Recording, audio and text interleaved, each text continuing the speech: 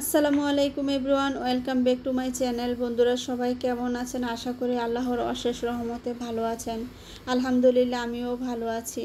তো বন্ধুরা, আজকে আমি কবুতরের ঘরে নিয়ে আসলাম আপনাদেরকে। এখানে কিছু কথা বলবো। সেটা আমার যে প্রথম কবুতরটা ছিল, তো এটা আপনারা জানেন ডিম দিয়ে তাই বসে গিয়েছে। তো এখন নতুন করে এই কবুতরটা দ্বিতীয় থাকে যে কবুতরটা এটা ডিম দিয়েছে, আলহামদুলিল্লাহ।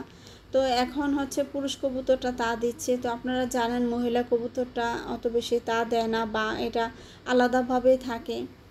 তো আমি ওদেরকে একসাথে রেখেছি। তো এখন দেখা যাক, গত এলারের যেই ডিমগুলা ছিল, বা একটা বাচ্চা ফুটিয়েছে আর একটা নষ্ট করে ফেলেছিল। তো বাচ্চাটাকেও পাড়িয়ে মেরে ফেলছে। তো এখন দেখা যাক কি হয়। তো সবাই দোয়া করবেন আর মাশাআল্লাহ বলবেন। আসলে বদনজর বলতে একটা কথা আছে, তো হয়তো বা এটা লাগছে নাকি আমি জানি না। তো এই জন্য বলতেছি, সবাই মাশাআল্লাহ বলবেন।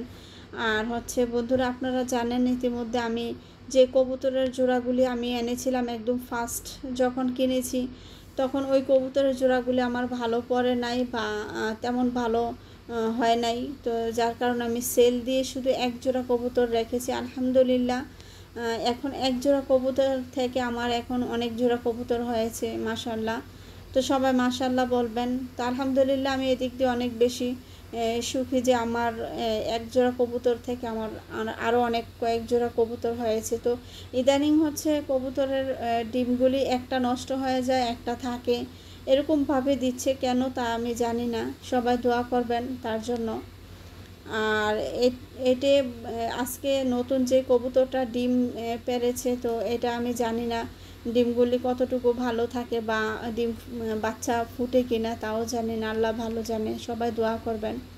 তো আমার গত ভিডিওতে আমার এক আপু লিখেছেন যে উনি ট্রে ধুইতে ওনার বেশি কষ্ট হয় বা কান্না পায়। তো আমি আপুকে বলবো যে আপু, আসলে সবার ক্ষেত্রে তেমন হয়, তারপরে যারা পশু পাখি পালন করে তারা আসলে ঘৃণাটা ফেলে রেখে কাজ করতে হয়। আমি যখন ট্রে ধুই আমারও একই অবস্থা হয়, তবে আমি ওদেরকে ভালোবেসে ফেলেছি, যার কারণে আমি কষ্ট হলেও আমি ওইটা কষ্ট মনে করি না আর কি।